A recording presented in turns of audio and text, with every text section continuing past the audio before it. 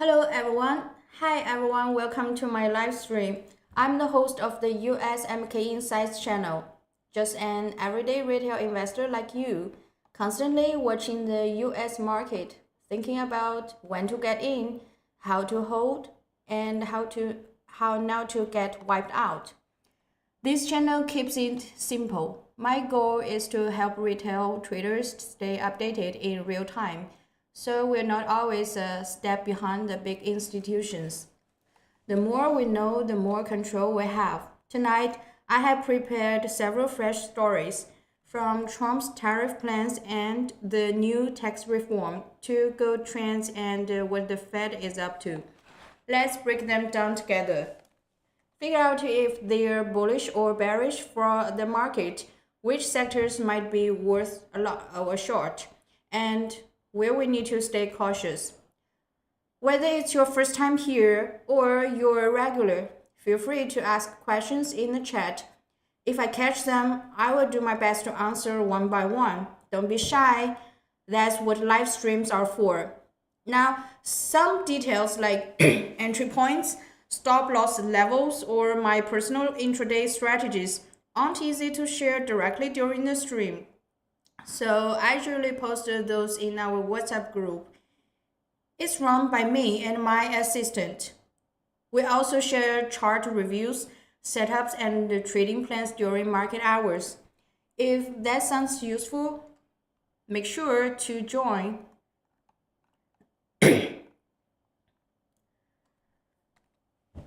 You can join using the link below. The group is totally free. No courses, no trade signals, no shady stuff.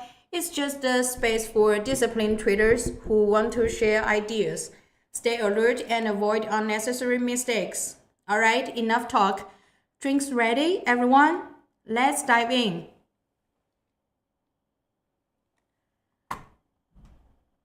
Starting with Trump's new tariff move. What's he really up to? Should we follow the money? And how might this shake up the broader market?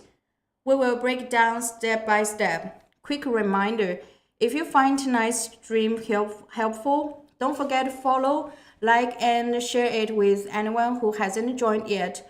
Don't let good info slip up. If you're ready, drop a 1 in the chat. Let's get started. Okay, the news one. Trump tariffs and mini trade deal. All right, folks, let's break this one down nice and clear.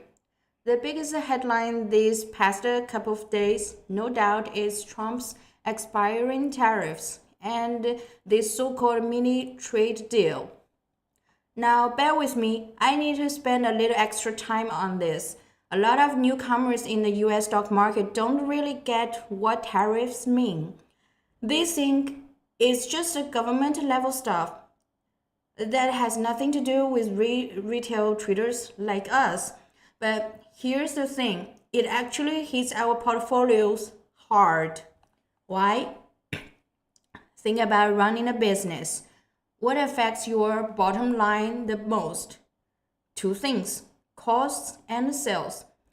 Tariffs go up, your import costs rise, and your exports get taxed too. That's pressure on both sides, and companies take a big hit to profits. And when profits drop, stock prices react first. Wall Street doesn't play nice. You miss by 1% in your earnings report, your stock could drop 3%. So every time there's a trade negotiation or tariff update, the market reacts pessimistically first. Then the second, there's talk of a possible breakthrough or even just a progress. Stocks pop because people were bracing for the worst. Now, why this one called a mini trade deal? Well, a full deal is too hard to land all at once. Too many moving parts, but Trump needs votes. If tariffs go up, US companies, farmers, and automakers will complain, and he can't afford that. So he breaks it down.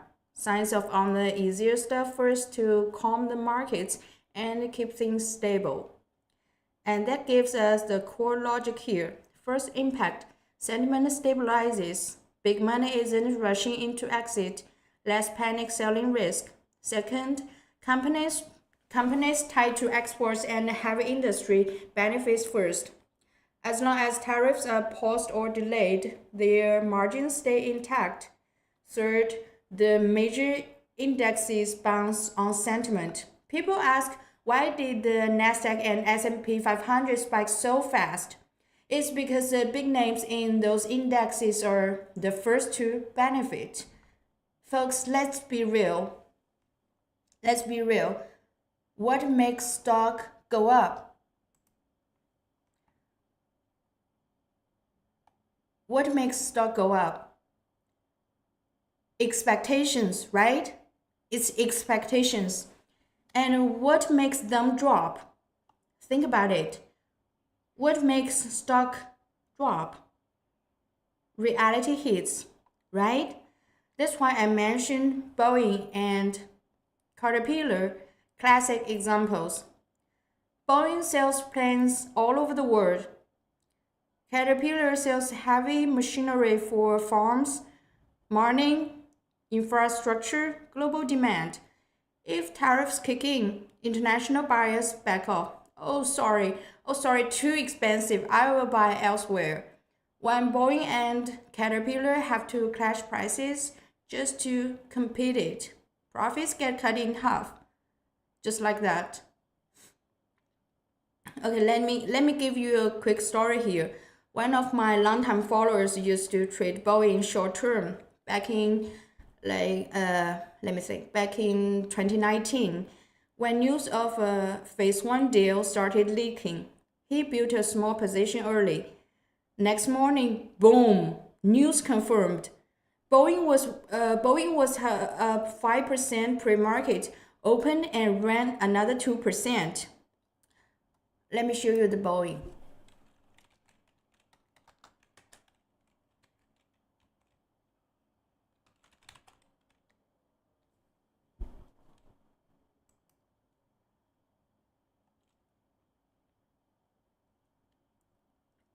Okay, here's a Boeing's chart.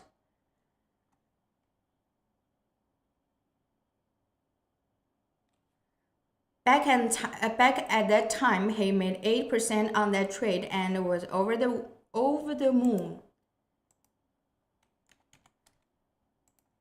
Why did he win? He followed the news, got in before the headline dropped, and didn't go all in. He knew the deal could fall apart, so he played it safe, placed a sell order right at the open, and locked in profits. Same day, another guy from my group saw the spike and jumped in late, chased the news, and got trapped. Stock tanked in the afternoon after the good news was priced in. He held for 3 days, finally cut losses and left angry. And that just proves a golden rule. When you're trading purely on headlines, get in, get out, take the money and run. Don't wait for a fairy tale ending. So what should we retail traders actually do? This part is crucial. I will repeat it as many times as needed. First, don't go all in. Second, don't chase a spike. If you're jumping after the news has pushed the prices up, you are just helping big money cash out. Third, wait for confirmation. What do I mean by that? Wait for actual details, an official statement from the White House, comments from the Commerce Secretary, or a signed policy. Don't rely solely on media speculation. If you really want to get in early, pick just 1 or 2 stocks. Don't spread yourself too thin. Only trade what you can monitor closely. And if you go in, try to match it with the technicals. Is there a support zone nearby? Any signs of volume picking up? Is there a pullback intraday you can catch? Don't chase after it's already up 5%. That's just paying tuition to the market. So don't do that, folks. What's our biggest edge as retail traders? Flexibility. It's flexibility. We're not institutions locking in like $20 million positions. We can get in and out fast, so don't always aim for a home run. Grab that 2%, grab that 3%. That's a few days worth of wages in one trade. Take the win and move on. So let me chat. Oh, I saw that some of you are probably wondering, should I just go all in on Boeing or Caterpillar now and wait for the big deal to land so I can ride the big wave? Here's the truth. Sounds good in the theory. Sounds good in the theory, but reality is harsh. The market right now is trading on potential.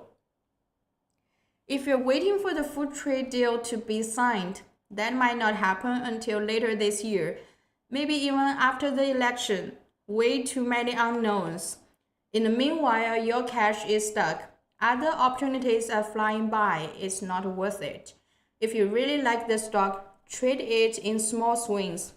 Keep your position light, spread your risk, and stay alert for any changes. Worst case scenario, what's it? What's the worst case scenario? Talks break down, market sentiment flips, and one red candle wipes out your whole plan and your confidence. Another common one, how do I catch this kind of news early? Feels like by the time I say it, the move's already done. Great question. Honestly, there's no way a solo retail trader can track things faster than the big funds. They've got full-time teams monitoring headlines 24 hours a day, 7 days a week. But we do have a few tricks. Check financial calendars and news sites pre-market. Look for suspicious headlines or leaks. Watch Twitter, White House release, and major financial media during the session. Most importantly, don't do it all alone. Stay connected with me and the group. One person can't track everything, but a group can spot moves way faster. Whenever I see solid info or early signals, I post in the group immediately. A lot of folks have made solid swing trades just by catching those real-time alerts. If you haven't joined yet, drop a join group in the chat. My assistant will send the link shortly. Simply just send the join group in the chat. My assistant will contact you and will send you the link. One last reminder for you guys. Headline-driven trades are always a double-edged sword.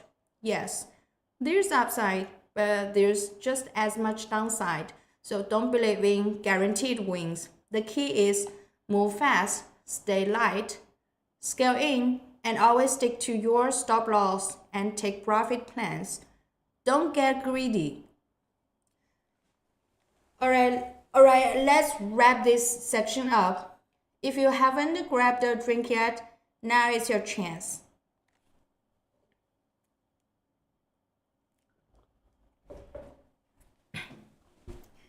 Next up, tax reform.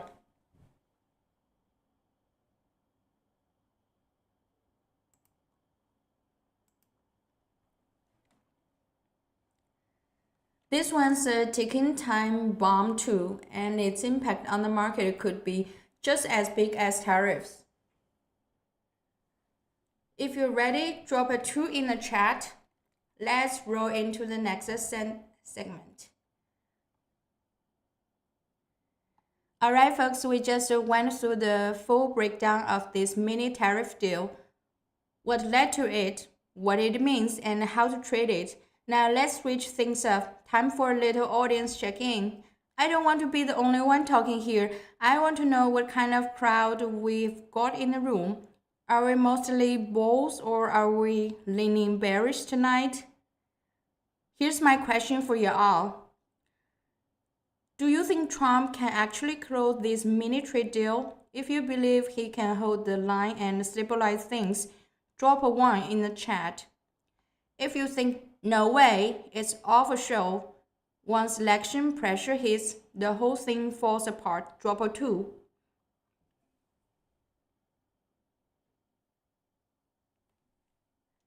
Come on guys, don't just sit there. Let's get those fingers moving. Let me see whether the mood is optimistic or if we're bracing for chaos.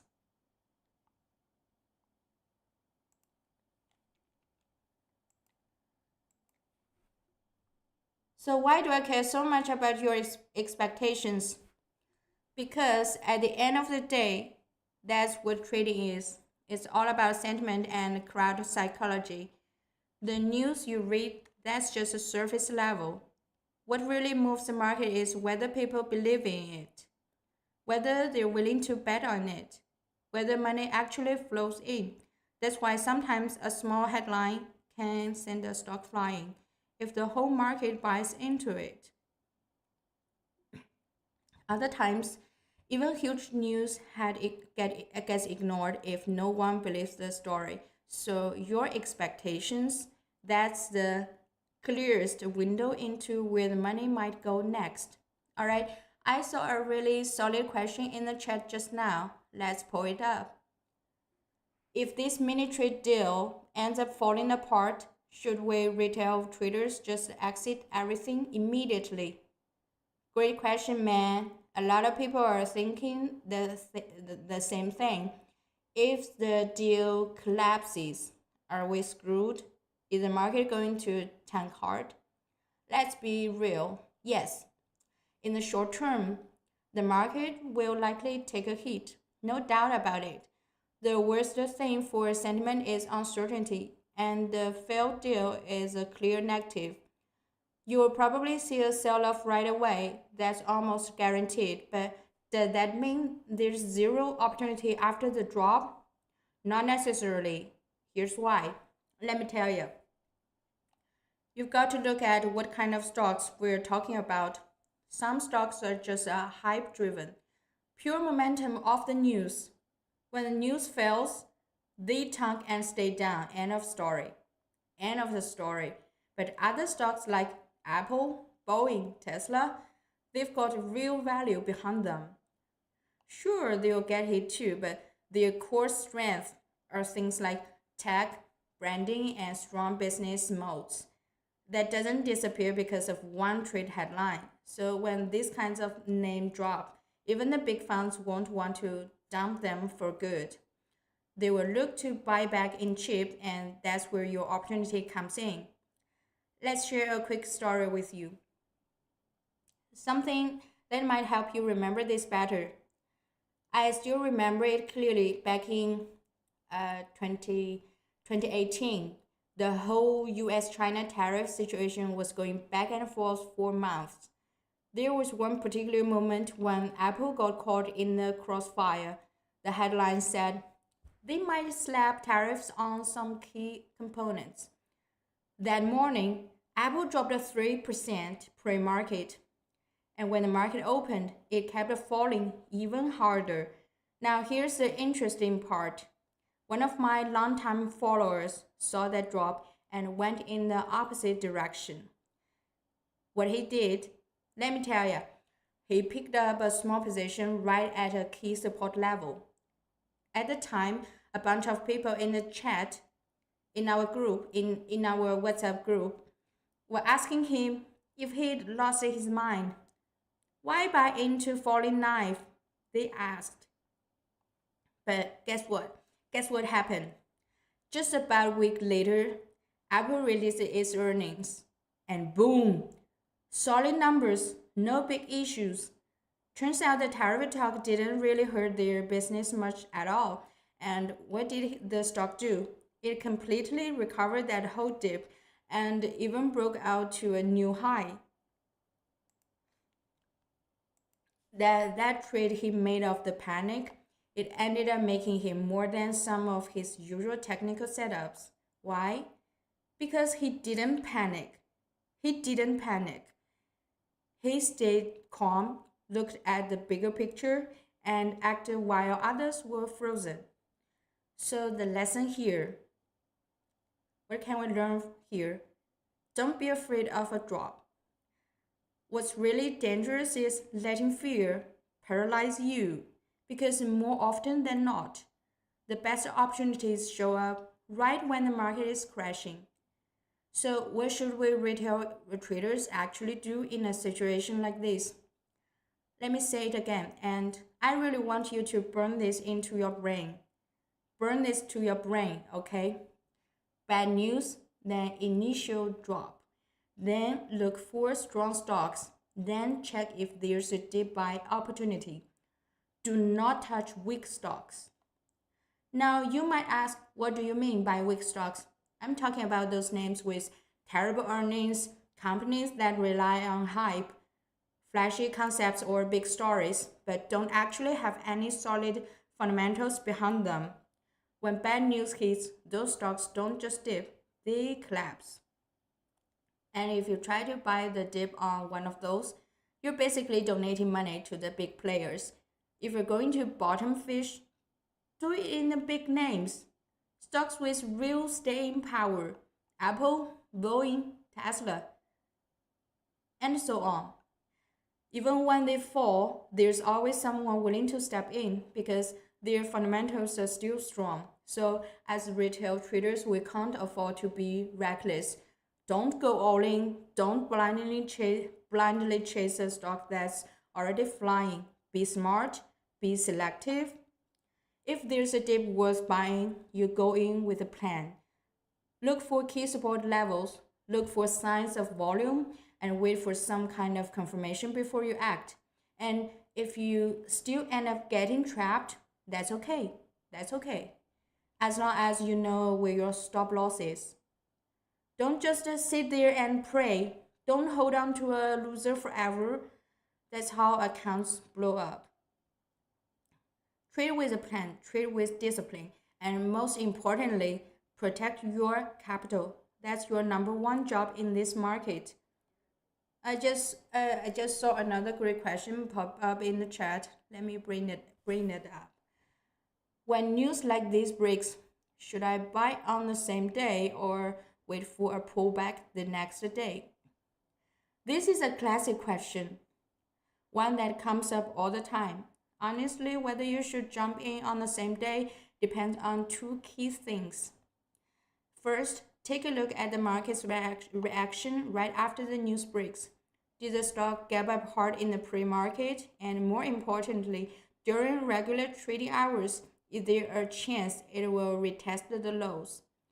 What happens a lot is this: news drops, then initial panic selling, then quick rebound. That rebound looks tempting and people chase it without thinking, and then boom, second dip comes in and they get trapped. So in most cases, waiting for a proper dip during the session is much safer than jumping in right at the open. Second, check the global markets, especially gold futures, oil futures, and the US dollar index. When risk of sentiment kicks in, stocks usually fall while safe haven assets like gold rally. Once that tension eases and you see those safe assets pull back, stocks tend to bounce. And that's your entry window. So, yeah, there's no silver bullet here. You've got to keep your eyes open, watch the charts, stay alert, and ideally have a plan before the market even opens. Don't make decisions on the fly because most of the time impulse trades end up with you buying the top and holding someone else back. Be patient, be prepared. That's how you stay ahead. Oh, I saw it. Here's another common question, one that comes up almost every time we talk about this topic. Why do these trade negotiation headlines always drop pre-market or after hours? How are we supposed to keep up? Great question. And to be honest, it's almost impossible to keep track of everything if you're doing it alone. Unless you're pulling all-nighter and never sleeping, you're going to miss something. Here's what I do. and it's simple. During the week, I check financial calendars every day. Pre-market, I pay close attention to major headlines, any government officials giving statements, any suspicious leaks. During the session, I watch for breaking alerts, Twitter, official White House press release, or news from outlets like Wall Street Journal and Bloomberg. And of course, I rely on our group. We've got dozens of group. We've got dozens of people in there, and anytime someone spots a lead or hears a rumor, they throw it into the chat. As soon as I verify something legit, I post it in the WhatsApp group right away, along with my levels, setups, and how I'm thinking of trading it. That way, you're not left guessing or hesitating, and you don't miss a move just because you were flying blind. So, listen up, guys. If you're not in the group yet, drop a join group in the chat. Drop a join group in the chat. Right after the stream, I will have my assistant send the invite link to everyone. Just send the join group in the chat. It's totally free, no paid courses. I promise you, no paid courses. It's totally free. No signals for sale, no nonsense. Just a real traders sharing real information and looking for real chances together. And let me say this one last time before we move on. We don't know whether this mini trade deal will actually happen. We're not Trump, right? We can't predict that. But what we can do is stay alert, monitor the flow, and watch the signs. During trading hours, watch for big orders, large-scale dumps, or shift in momentum. Have a risk management plan. Know your entries, know your exits, and please don't go all in with no backup. Please don't do that. Take smaller wins if you have to, but don't blow up your account. If retail traders want to survive in this market long term, this is how we can do it. All right, we are now going to hit pause on the whole tariff and the trade deal discussion for now. Let's move on to the next ticking time bomb, tax reform. And honestly, this one's even messier than tariffs. If it really goes through, it could shake the market to its core. The second news, Senate tax reform tug of war. Okay, folks, we're switching gears now. Let's talk about the tax reform battle that's heating up in the US Senate. This thing has been all over the American media lately, especially up on Capitol Hill.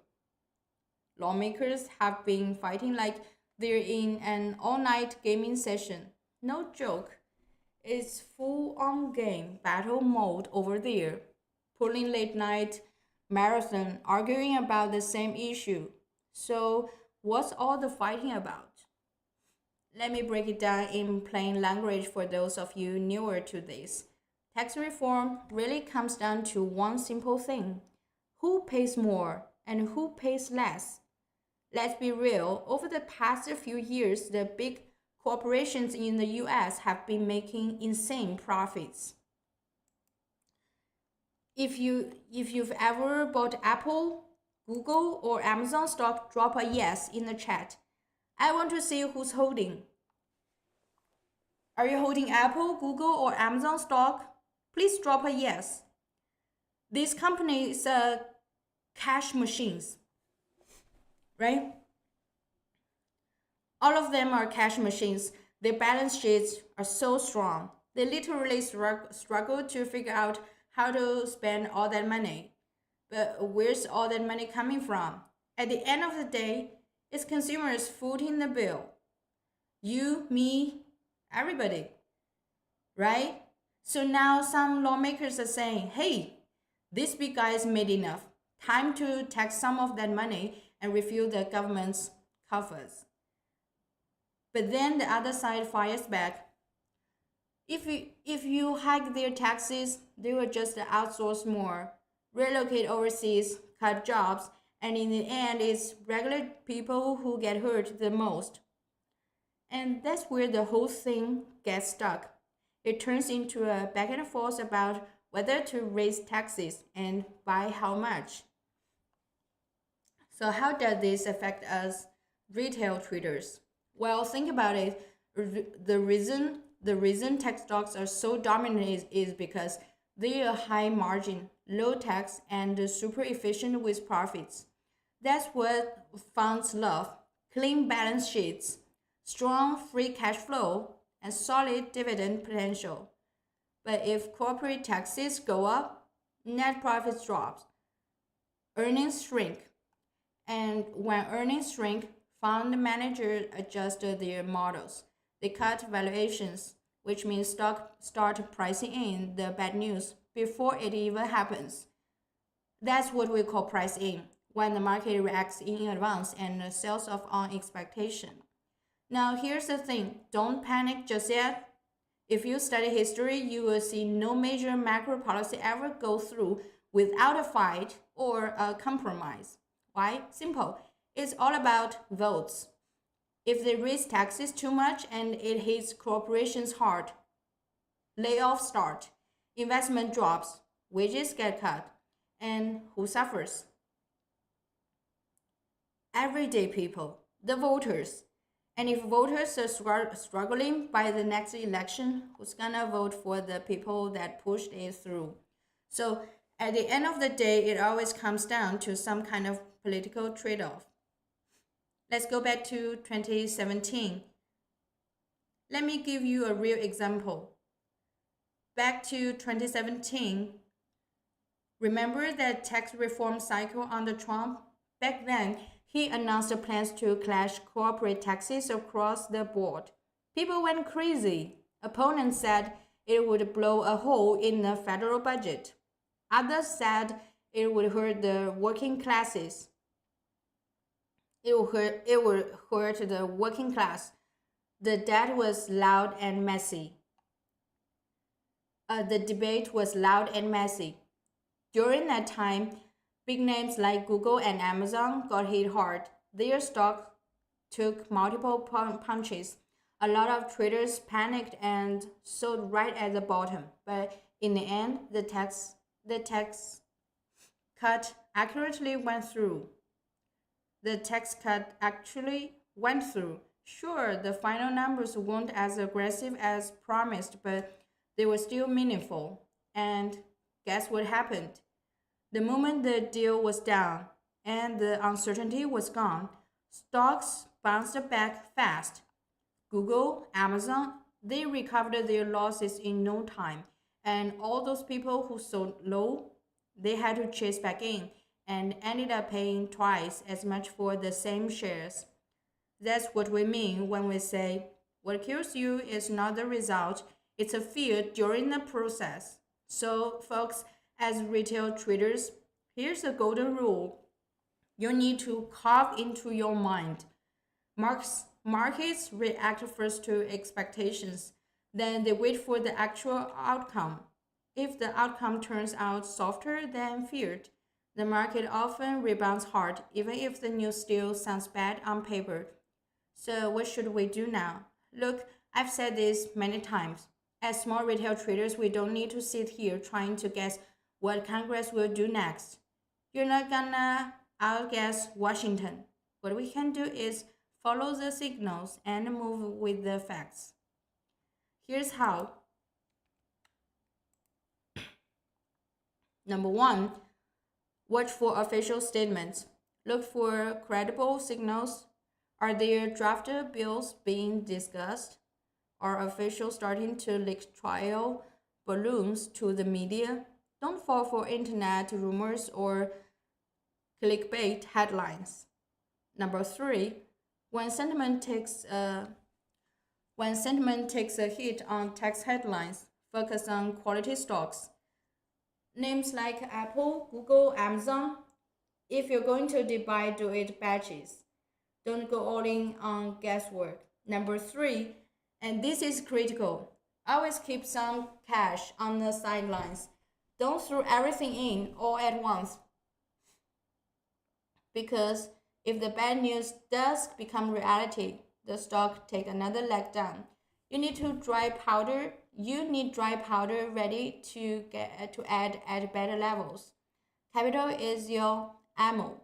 Don't use it all at once, or you will have no options left when it really matters. Alright, someone in the chat just asked a great question. Let's bring it up. If the tax hikes actually go through, does that mean tech stocks are doomed? Let's not jump to extremes, okay? Yeah, if taxes go up by a few percentage points, it will definitely take a bite out of profits. No denying that. But that doesn't mean the big tech giants are done for. These companies are pros at playing the financial game. They've got the entire teams dedicated to tax strategy, offshore deferrals, offshore deferrals, shifting costs, breaking out business units, spreading revenue, etc. They've got ways to soften the blow and protect their bottom line. So no, it's not the end of the world for tech. At the end of the day, long-term performance still comes down to real fundamentals. How strong is their product? How deep is their moat? How loyal are their users? Can they keep growing? Don't let one headline shake you out of your core positions. Stay focused on the big picture. If you believe in the company, trust the business, not just the day's news cycle. Another solid question just came through. How do we know what levels to watch when stuff like this happens? Do we just guess? Great question. And no, we don't guess. We do not guess. This is where you really have to keep your eyes open. Here's what I do personally. First, I watch the chart patterns, especially on the big names. Are they holding near previous lows? Is there support building? Are large institutional orders starting to come back in? Second, I look at volume. If there's a sell-off, I want to see what kind of volume comes with it. If the drop happens on low volume and the bounce comes on stronger volume, that's more stable. But if the volume stays weak or random, the move might not hold.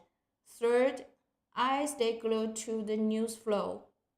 Any major development, like if the Senate suddenly schedules a vote or a draft bill gets leaked, that's a signal. And those updates, we posted them instantly in our WhatsApp group, along with my chart levels and a reaction plan. So if you are in the group yet, or if you're not in the group yet, now it's a good time. Type join group in the chat. Please type join group in the chat, everybody, and my assistant will send you the link right after the stream. It's free, just a faster, smarter way to keep up without getting behind by everyday deadline.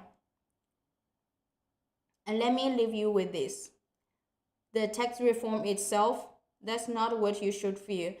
What really messes people up is emotional trading, getting shaken out by short-term noises. If you look back through history, almost every major policy eventually gets priced in and moves on. And the companies that survive, they are the ones with resilience, strong fundamentals, strong leadership, strong cash flow. Our job as retail traders is to stay one step ahead. Keep watching. Don't panic when the headlines hit, because the best opportunities often come right when the sentiment is crashing the hardest. Right. Alright, let's wrap up the tax reform sentiment for now. Coming up next, we've just got gold, interest rates, and the US dollar to break down one by one. The hot news 3. Gold's uptick rate cut speculation. And to talk about something that usually stays quiet but always shows up when things get serious. That is gold.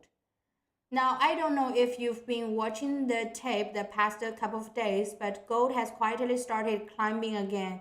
And I've been seeing a lot of questions like, wait, what's going on? Is this a sign of fear? Is something bad about to hit? Hold up, don't panic. This recent uptick in gold prices is not because the world is falling apart. It's mostly driven by one thing. The market is once again trying to predict whether the Fed will cut rates later this year. Now, why is that suddenly back on the table? Very simple. We all know how the Fed works. They talk they talk tough, but if the data turns south, especially if unemployment rises and inflation cools, they will change their tone real fast, real fast. But recently, we've seen a few signs of weakness, especially in jobs data and services PMI. Nothing major yet, but just enough for Wall Street to start whispering. Hmm, what if the Fed does cut in Q4? Should we start pricing that in early? And that's why gold is creeping higher, not because of panic, but because interest rate expectations for the dollar are slipping. So it's not run for the hills, it's hedged just in case. Let me help you connect the dots here. This is a chain reaction you need to understand. Once you get this logic down, you can apply it across all kinds of market moves. Here's how it works. Rate cut expectations go up, then the market starts pricing in lower interest rates. Lower interest rates, then the US dollar becomes less attractive. Weaker dollar, then gold starts to look better as a store of value, so money flows into gold. At the same time, then lower rates also help growth stocks because lower yields mean higher future earnings can be priced more aggressively. So suddenly tech stocks get hot again. So what does that all mean? When the market starts, imagine that the Fed might loosen up and inject more liquidity. You will sometimes see this strange but powerful combo. Gold goes up and the Nasdaq goes up too. It's not always about panic. Sometimes it's about positioning for cheap money. And when that idea gains traction, risk assets and safe havens can actually move in the same direction. Now, I know some of you who are hearing this for the first time might be thinking, wait, on gold and the stocks supposed to move in opposite directions? Yes, typically they are, but the key is to ask why they are moving. Why they are moving. It all depends on the underlying expectation driving the market.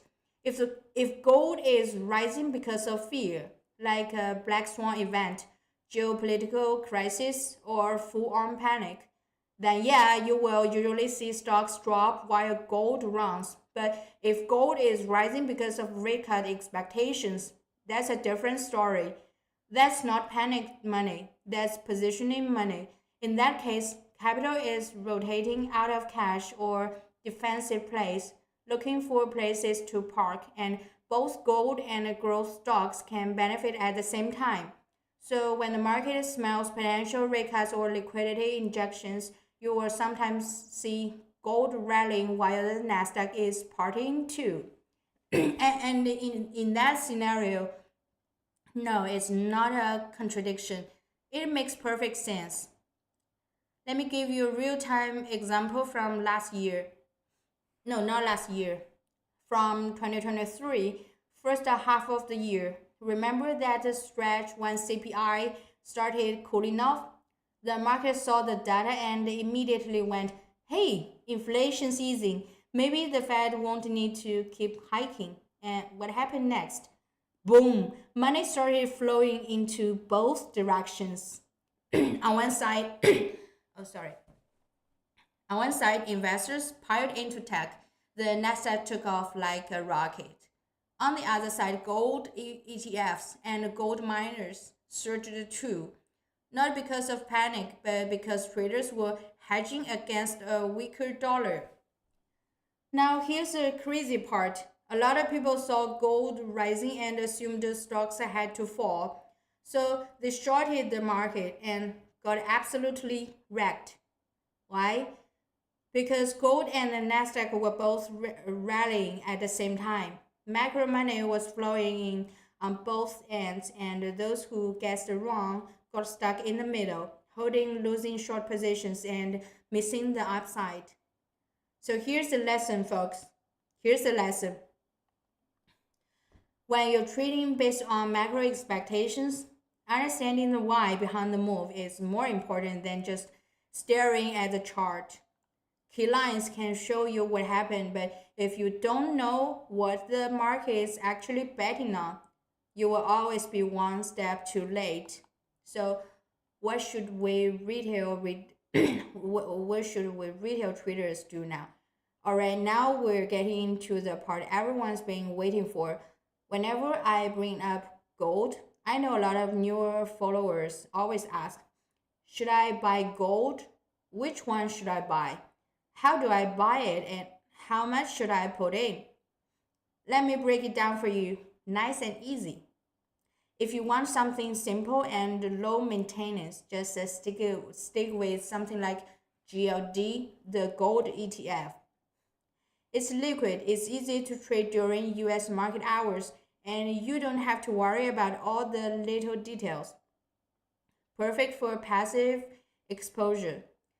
The second, if you want something a bit more aggressive with some leverage built in, you can look at good mining stocks like Newmont, NEM. The ticker is NEM. Or Barrick Gold, GOLD. The ticker is GOLD. But here's my warning. Miners don't move exactly like gold. They're affected by things like production costs, output volume, and how well the company is managed. So they tend to be more volatile than GLD. Higher risk, higher reward. Third, if you're more conservative, don't chase after gold when it's already spiking.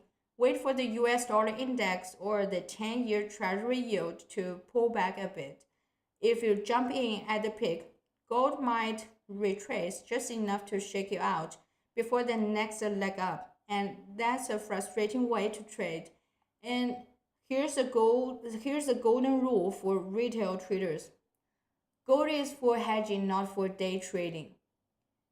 It's not the kind of asset you try to hit daily limit ups with. Keep a small allocation in your portfolio, maybe 10% to 20%, 10 to 20% tops as insurance. Do not go all in. Loading up your whole account on gold, that's not how retail traders win in the long run. I noticed there's a good question. If gold prices are rising, does that mean the stock market will go up or down? Good question. Let me say it again. It all comes down to why gold is rising. If gold is going up because of fear, like panic, war, or black swan events, then money is fleeing into gold for safety.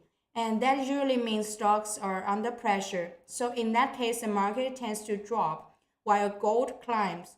But if gold is rising because of rate cut expectations or a liquidity pump narrative, then you can actually see gold and growth stocks rallying together.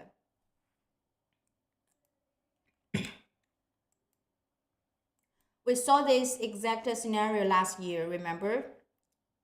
CPI started to cool off, the inflation fear backed off, and boom, both gold and the Nasdaq took off. So don't just look at the price. Always ask yourself what's driving the move, fear or liquidity? And another question, can we go heavy on gold in this kind of market? Absolutely not. Please take my advice on this one. Don't go full gold bug mode like some of those hardcore gold believers you see in other trading circles. That kind of thinking, that's for futures traders or people betting on full-on collapse scenarios. For regular retail traders like us, gold is meant to be a stabilizer, a defensive piece of the portfolio to hedge against the dollar risk, not something you go all in on. If you're going to load up heavy on gold, it better be because something serious has happened, like major geopolitical conflict or a total loss of confidence in the US dollar. Only then would we even start talking about gold as a core holding. In normal market conditions, keep it at 10 to 20% max. That's plenty. 10 to 20%, that's plenty. It's not meant to carry your whole portfolio. Gold doesn't just go up in a straight line forever, especially when the Fed keeps flipping the tone. Dovish one day, hawkish the next. One tough statement from Powell and boom, gold can get slammed right back down. That's why I never look at gold in isolation. I always track it alongside the US dollar index, treasury yields, non-farm payrolls, CPI, and other key indicators. And honestly, it's a lot to watch alone. That's why I post all these real-time signals, charts, breakdowns, price levels directly in the WhatsApp group. If you're not in yet, just drop a join group in the chat. Type the join group in the chat. I will save you time and stress. No need to guess everything on your own. As long as rate cut expectations stay alive, gold and growth stock can both win. Don't chase blindly. Wait for a technical pullback or a clear move in the dollar index before entering. No need to go heavy. Gold is a tool, not a religion.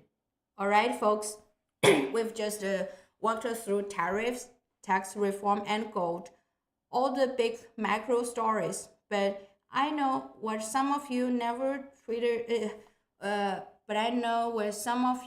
traders are probably thinking right now. Okay, sounds great in theory, but what do we actually do when a real headline drops? How do we react as retail traders when something unexpected hit the tape pre-market?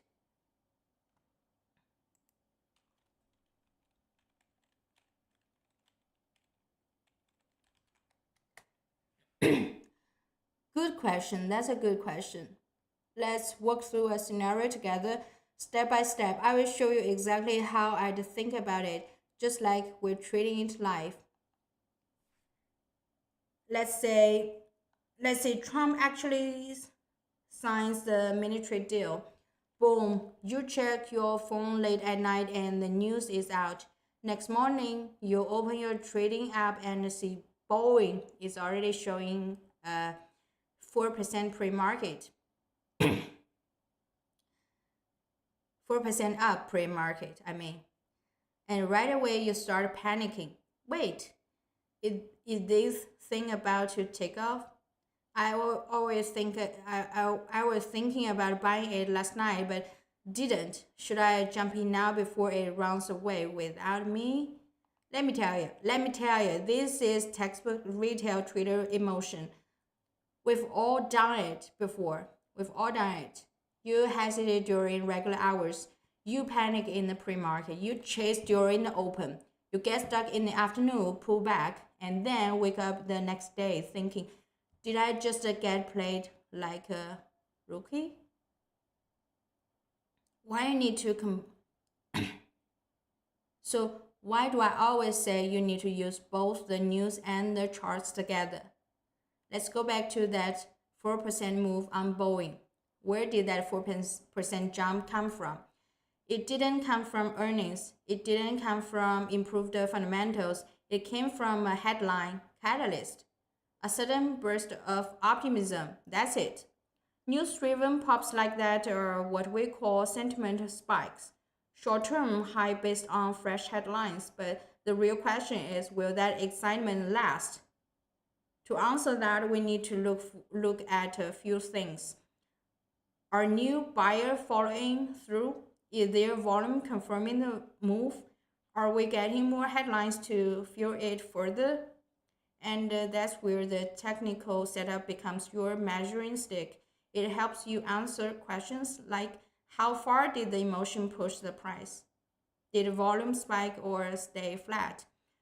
Did the stock break through a key resistance zone?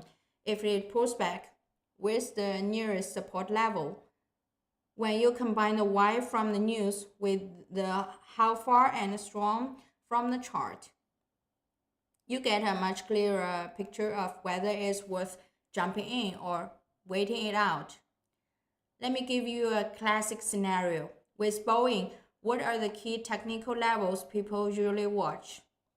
You've got your previous highs, the 5-day and 20-day moving averages, and any resistance zones from a recent price range. Now, let's say Boeing gaps up 4% pre-market, then opens strong and shoots at 5% on the day. But during the session, it hits a key resistance level, maybe a previous high it hasn't broke in 3 months, and it hits that level on high volume. But then the volume fades and price starts to stall. That's your red flag. If you chase the breakout right there, you're probably just helping someone else sell, a classic backholder move. So what do? The first, if you're already in the trade, don't get emotional, stay calm, and watch how the stock reacts to that momentum push. If it starts to stall near resistance, set up partial take profit orders just under that zone. Lock in half your gains and let the order half ride. That way, if there's a second leg later, you are still in the game with house money. If you're not in yet, don't panic and go all in. Let the stock do its thing. What usually happens? The big players will use the good news to run stops, force short sellers to cover, and push the price up. Then they will start taking profits. That's when you get a healthy pullback. So what should you watch for? Low volume dip, volume drying up near support, price stabilizing near moving averages. If you see those 3 signs lining up, that's your signal. Now you've got a calculated entry, not an emotional one. Alright, picture this. At the open, Boeing surges higher. You're watching it closely, and during the session, you start to see large orders selling into strength. Price pulls back toward the 5-day moving average. Now, here's the key. On the pullback, volume shrinks. The price holds the support zone. It's not breaking down. Then, boom, a new headline hits. Maybe the White House signals they're open to negotiating a follow-up trade deal. Now, what does that tell you? That pullback you just saw is probably not a breakdown. It's just a quick shakeout to clear weak hands before the next move. This is where things get interesting. If you've been waiting on the sidelines, this is the moment you can start thinking about building a position in batches. You're no longer chasing at the top, you're entering on confirmation, either for a small swing trade or even a T plus intraday move. Bottom line, this kind of setup carries way less risk than chasing the opening spike blindly. You're not reacting to emotion. You're reacting structure signal.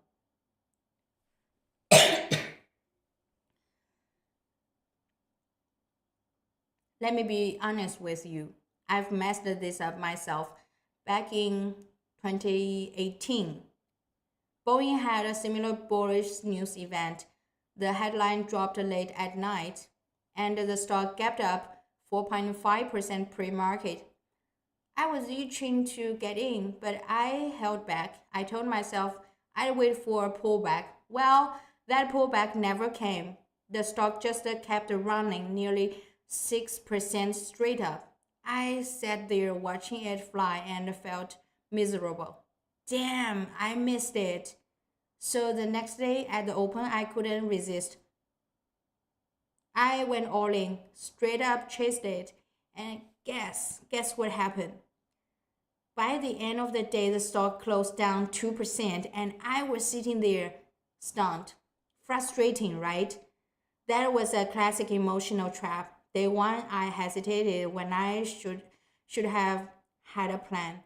Day two, I jumped in when I should have been patient. And just like that, I bought the top and got stuck. So here's the lesson, folks. Don't fall for the myth of there's always another leg up. Big cap stocks aren't meme stocks. They don't just move forever. They hit key levels, they correct. They take time to digest. Your job, what's your job? Wait for your step, not someone else. Opportunities always come, but only if you're patient enough to let them. Let me teach you a simple little rule I use all the time. You can write this down right now. This 4-line playbook will help you handle tons of headline-driven trades. Here it is. On sudden news, check the volume. If it spikes, watch the resistance. If volume fades, watch the pullback. Only enter on confirmation. Just those 4 lines. They've helped me catch more clean trades of surprise news than I can count. Do you need me to repeat that? Okay, it's very important, so let me repeat it for you. On sudden news, check the volume. If it spikes, watch the resistance. If volume fades, watch the pullback. Only enter on confirmation. Now what indicators do I use? Nothing fancy. Let me share it with you. The simplest tools, 5-day and 10-day moving averages, paired with volume bars and a line marking the previous highs. That's it. You don't need to overload your chart with a dozen indicators and confuse yourself. You're not trying to become institutional analysts.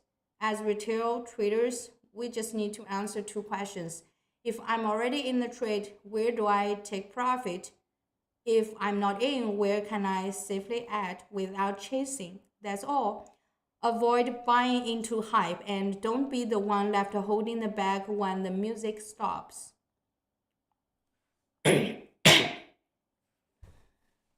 Maybe you will ask this question: how do I know if a breakout move is just a short-term spike to take profit or the start of a real rally? Great question, and honestly, it's pretty straightforward. You watch volume and follow through. If the stock breaks above the previous high with strong volume, that's a breakout with momentum. It means the big players are pushing for a new leg up and the volume confirms they're serious. But if the stock pops up and volume starts fading near resistance and it stalls right at that pressure zone, that's classic profit taking move. The news was used to create a spike, but there's no fuel behind it, just a quick release of built up hype. So remember, high volume plus breakout equals ignition. Low volume plus hesitation at resistance equals distribution. Let the chart show you the intent. Don't guess, read the volume. And some people are wondering, what if a stock gap up pre-market and never pulls back after the open? No chance to get in at all? Simple answer, don't chase it. If you missed it, you missed it. There's always another opportunity in the market. Forcing a trade just because you're afraid of missing out is how you get trapped. Instead, stay focused. During the session, watch for a second catalyst. Maybe there's follow-up news like an additional agreement or an earnings report about to drop. If no new headlines show up, then don't force the trade. Most of the time, if you chase into strength without confirmation, you're just setting yourself up to be someone else exit liquidity. Remember, discipline. Remember, folks, if we want to survive as retail traders, what do we rely on? We rely on new flow to tell us whether we should act. And we rely on technical signals to tell us how to act. Don't just follow headlines blindly, learn to read the charts. During market hours, I always post charts, support zones, and the key levels in the WhatsApp group. That way, you don't have to stress about missing a move or getting trapped chasing highs. If you're not in the group yet, go ahead and type join group in the chat. Don't wait until the stock flies and then start looking for someone to copy trades from. Next time we get a surprise, like a tariff deal, a Trump tweet, or a midnight Boeing rally, remember this. If you're already holding, take profits in parts, don't get greedy. If you're not in yet, wait for technical confirmation. Let the dust settle. We're here to make solid, steady trades, not become someone else's exit strategy. Alright, let's leave this topic here for now. If you want more, hit the chat with keep going. I will grab a sip of water, and next we will dive into the dollar index and how future rate moves could link back to gold's next big play.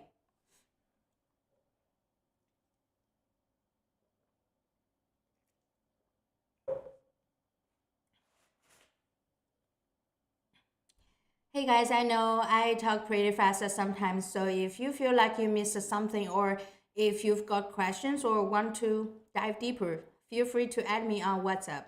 In the group, I share real-time screenshots from my own screen while I'm watching the market, and I will occasionally drop some key price levels that I'm watching. During the trading day, I also post any breaking news or urgent updates I catch. Obviously, I can't catch everything alone, but together as a group, we cover more ground. So if you're not in yet, join us. It's a great way to stay in sync and not miss those quick opportunities.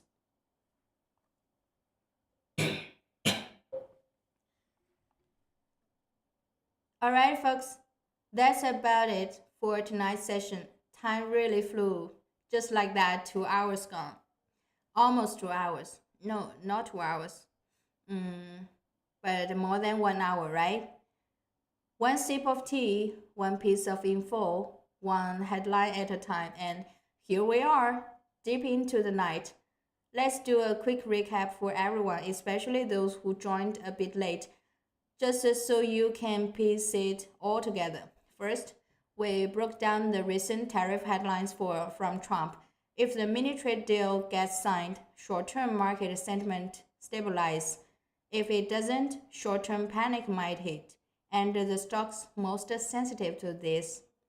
Export-heavy names and manufacturing plays like Boeing and Caterpillar.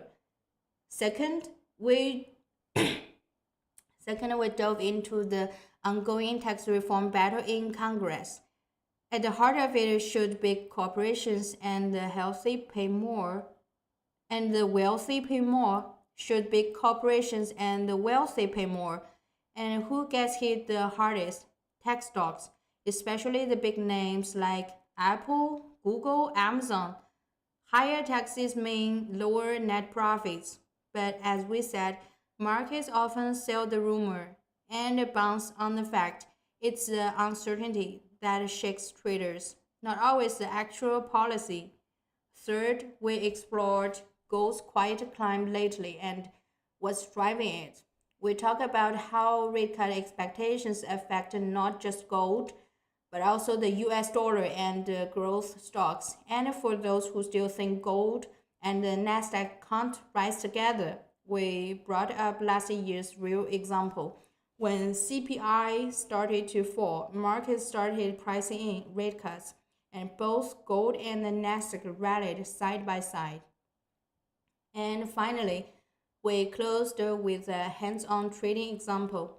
I even shared one of my own screw-ups just to remind everyone, don't get high don't be fooled by headlines, and don't let your hands jump in on impulse. News tells you the direction. Technicals tell you when to hit the brakes. Learn how to watch for pullback, track volume, and wait for confirmation. That's how you avoid chasing the top and getting buried under the red candle. Thank you all for staying with me tonight. If this session helped you out, hit that like, follow, and share with your trading buddies. And if you want more breakdowns like this, type the keep going in the chat. I will take a quick sip of the water and then we will dive into the dollar index and how future rate decisions might tie back into gold again. Let's keep it rolling.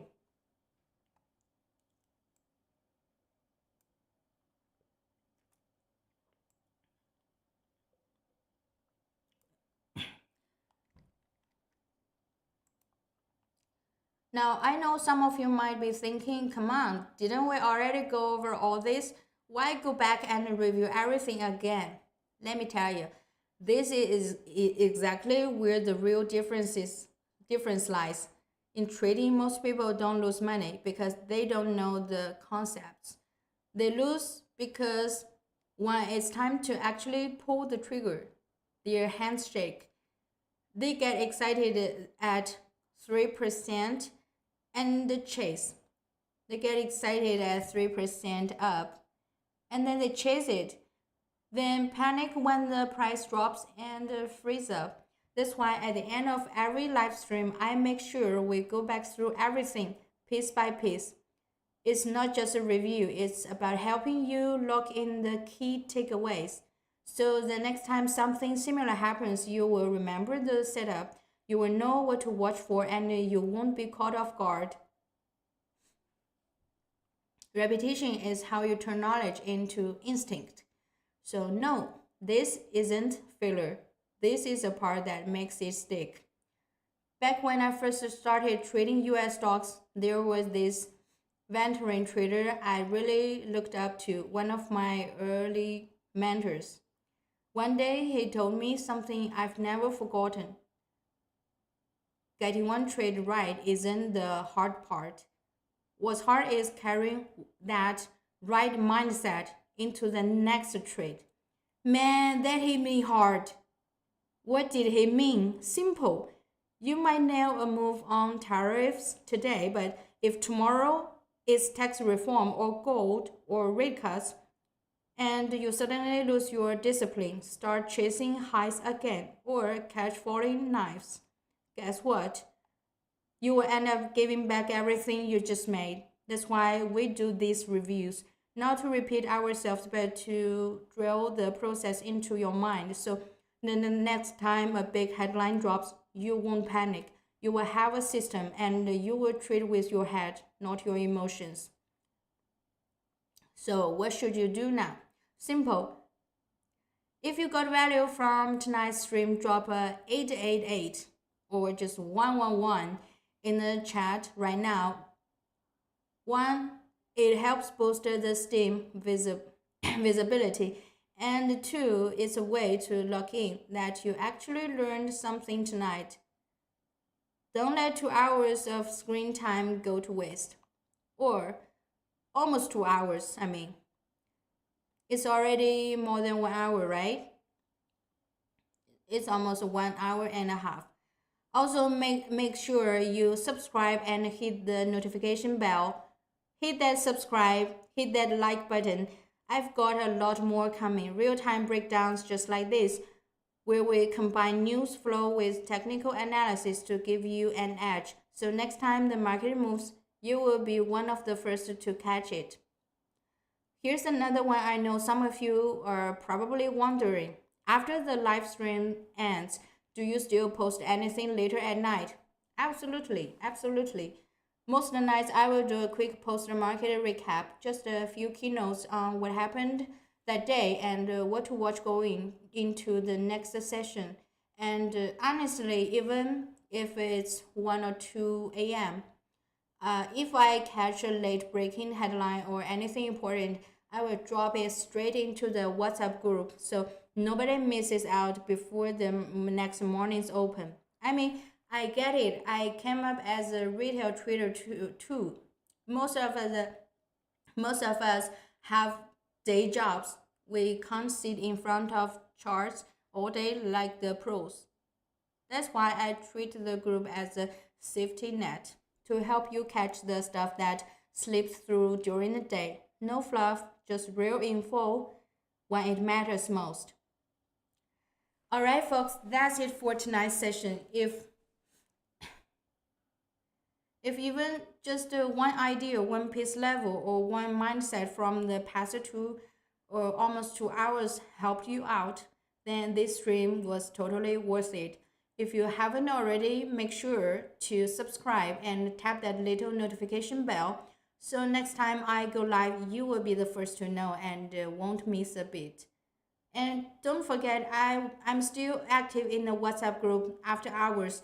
I will be posting updates and the recaps there, even late into the night, so you're never left in the dark.